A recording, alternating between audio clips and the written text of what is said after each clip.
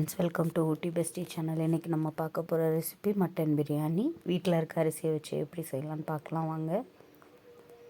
ஒரு ஜார் எடுத்துக்கோங்க.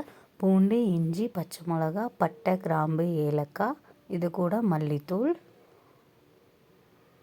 சோம்பு,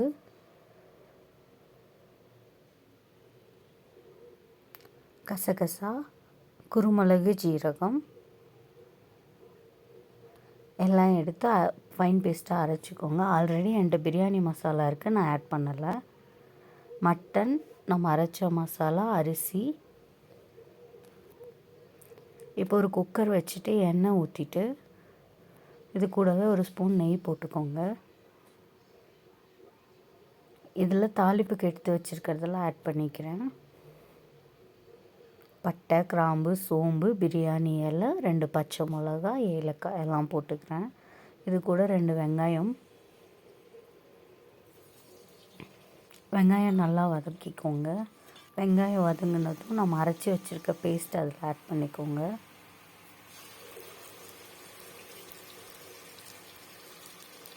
இப்போ 2 ஸ்பூன் மிளகாத்தூள் போட்டுக்கிறேன். மிளகாத்தூள் போட்டு நல்லா வதக்கிக்கோங்க. இது வதங்கினதுக்கப்புறம் 2 மீடியம் சைஸ் தக்காளி போடுறேன். தக்காளி போட்டு நல்லா வதக்கிக்கிறேன். அதுக்கப்புறம் ஒரு 1/4 கப் தயிர், இதையும் நல்லா மிக்ஸ் பண்ணிக்கிறேன்.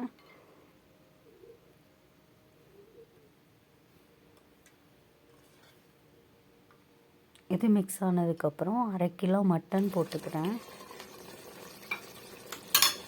மட்டனுக்கு தேவையான அளவு உப்பு சேர்த்துக்கிறேன்.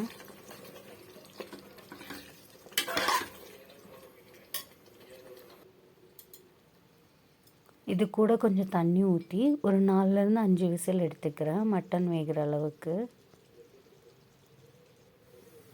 அதுக்கப்புறம் அரிசி சேர்த்து அரிசிக்கு தேவையான அளவு தண்ணி ஊற்றிருக்கேன். நான் 2 கப் அரிசி எடுத்திருக்கேன், 4 கப் தண்ணி ஊற்றிருக்கேன். வீட்டில் இருக்க அரிசி, அதனால்.